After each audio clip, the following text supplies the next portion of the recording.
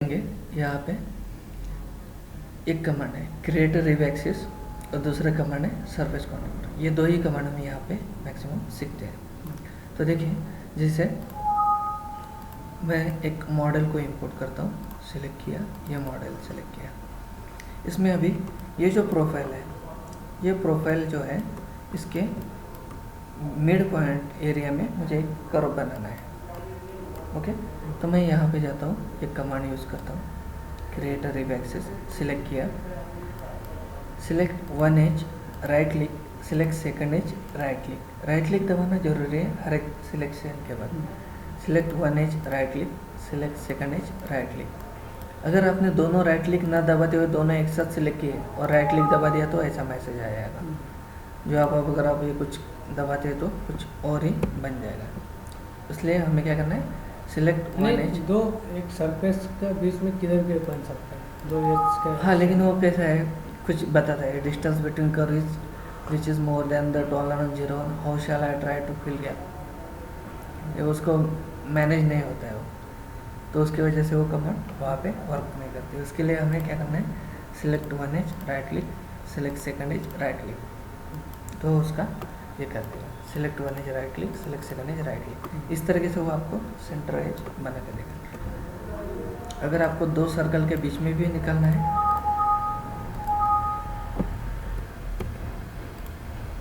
अभी इस प्रोफाइल का सेंटर लेना है तो ये command select one edge, right click, second edge, right click, ऐसे इस तरीके से काम करता है। उसके बाद एक बहुत इंपॉर्टेंट कमांड है। मान लीजिए मॉडल में सरफेस मिसिंग है, लेकिन ये डाई इतना बड़ा है कि आपको क्लियर ही नहीं होगा कि कहाँ पे सरफेस मिसिंग है, ऐसा समझ लीजिए। नीचे से वही कलर का अगर है तो आपको पता ही नहीं चलता कि उसमें मिसिंग है कि नहीं। उस समय आपको क्या करना है, सरफेस कॉन्टूर, ये कमांड यूज़ करना है। इसको आपने सिलेक्ट किया, select the model, right click, create new layer, उसको नाम देना है। मान लीजिए मैंने नाम दिया मिसिंग सरफेस। मैंने लेयर को कोई तो कलर दे दिया, क्रिएट बोला और ओके दबाया। तो उस समय क्या करना है, जो नया लेयर आया उसको आपको एक्टिवेट करना है और जो मॉडल का लेयर है उसको ऑफ करना है। तो आपको यहाँ पे लाइंस दिखेंगे। ये लाइन दिखने के आप उसको जूम कर सकते हैं और मॉडल के साथ कंपेयर कर सकते हैं उस लाइन को, तो आपको पता चलेगा वहाँ पे लाइन है कि नहीं, सरफेस है कि नहीं। अगेन मैं दूसरा एरिया ढूंढता हूँ, कुछ तो मुझे यहाँ पे लाइन दिख रहा है, मैं इसको जूम करता हूँ, फिर मॉडल को ऑन ऑफ करके देखता हूँ तो मुझे पता चलेगा यहाँ पे मिसिंग सरफेस है। सेम इस एरिया पे। तो ये क्या करता है, आपका ढूंढने का काम कर देता है। मतलब जहाँ पे कस्टमर को मॉडल स्टडी करना पड़ता है, वो मॉडल स्टडी का रोल जो है वो बहुत ही है। मतलब बड़ी डाई है तो आपको इतना टाइम देना पड़ता है सिर्फ सरफेस मिसिंग है क्या चेक करने के लिए। पूरा स्टडी के बाद ही आप कैम में एंट्री करते हो या पैचिंग करते हो। उसके वजह से ये टाइम जो है इस कमांड ने पूरा आपका सेव कर दिया। ओके, उसके बाद हम देखेंगे ये दो कमांड ही हमारे इसमें इम्पोर्टेंट है। उसके बाद आता है डायमेंशंस की कमांड। डायमेंशंस की कमांड कैसे है, मान लीजिए मेरे पास एक कोई तो डायमेंशन लेना है मुझे इसका। उसके बाद एक सर्कल का डायमेंशन चाहिए, उसके बाद एक आर्क का डायमेंशन चाहिए, और उसके बाद एक एंगल का डायमेंशन चाहिए। इस तरीके से अभी मैं क्या करता हूँ, मेरा पहला कमांड यूज़ करता हूँ कर्व डायमेंशंस। इसको मैंने सिलेक्ट किया, ये क्या करेगा, डायरेक्टली उसका जितना डायमेंशन है उतना दिखा देगा, जितना भी लेंथ है उसका। प्लस अगर आप सर्कल डाय को जो सिलेक्ट करते हो तो उसका डायमीटर दिखा देगा, अगर आर्क को सिलेक्ट करते हो तो उसका आर्क की इंफॉर्मेशन दे देगा। तो एक ही कमांड से ये सारे काम होते हैं। फिर दूसरा आता है कंटिन्यूस डायमेंशन। ये कमांड कैसे करते हैं, सिलेक्ट किया, 1 पॉइंट सिलेक्ट, इसका मिड पॉइंट देता हूँ, select, right click, 1 edge, 2nd edge, select, right click,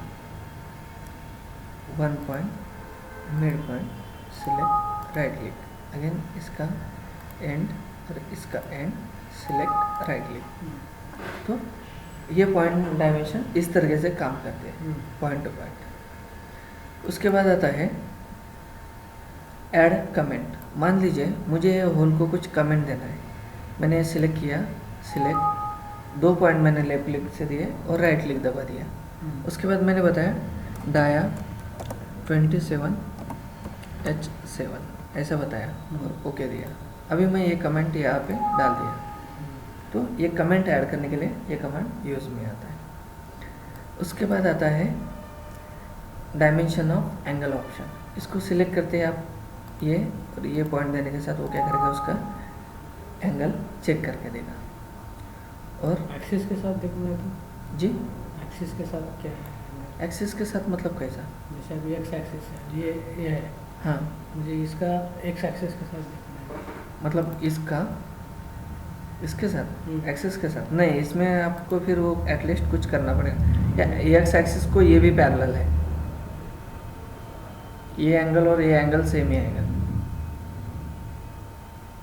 मान लीजिए मैं एक्सिस अलग आ रहा है, नहीं, इसका ये अपोजिट कॉम्प्लीमेंट दिखाता है इस तरीके से,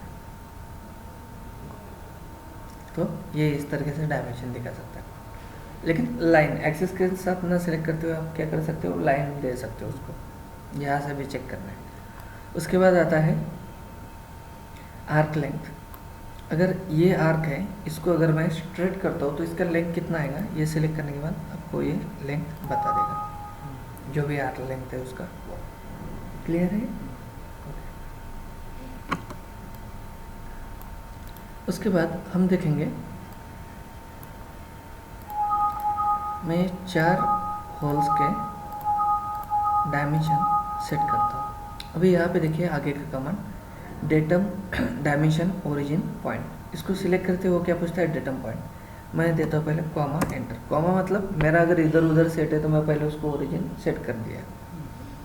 ओरिजिन सेट करने के बाद मैं कमांड यूज़ करता हूँ कोऑर्डिनेट डायमेंशन। इसको मैं सिलेक्ट किया, अभी मैं इसका लिंक लेता हूँ, left left right, left left right. ध्यान में रखिए राइट बहुत इंपॉर्टेंट है, वरना वो लेफ्ट के ही देते जाएगा। Right left left right, left left right, left left right. पहले लेफ्ट में क्या होगा? पहले लेफ्ट में मेरा सेंटर आ रहा है, तो दूसरा लेफ्ट मेरा बाहर कहाँ पे रखना है वो। राइट के बाद मैं उसको बता रहा हूँ कि दूसरा एक्सिस लेना है, लेफ्ट लेफ्ट राइट। तो इस हिसाब से क्या करेगा, उसका डायमेंशंस आपको दिखा देगा यहाँ से। उसके बाद मान लीजिए मुझे डेटम पॉइंट जो है कस्टमर ने जो डायमेंशन दिए यहाँ से दिए और मुझे बताया कि यहाँ से सभी होल की इंफॉर्मेशन पूछी, तो मैं क्या करूँगा, डेटम पॉइंट को सिलेक्ट करूँगा, इसका सेंटर पॉइंट दे देना। सेंटर पॉइंट दे दिया, बाद में सिलेक्ट नहीं करना है कुछ भी, सेंटर पॉइंट दिया। अभी मैं दूसरा डायमेंशन लेता हूँ, XYZ डायमेंशन।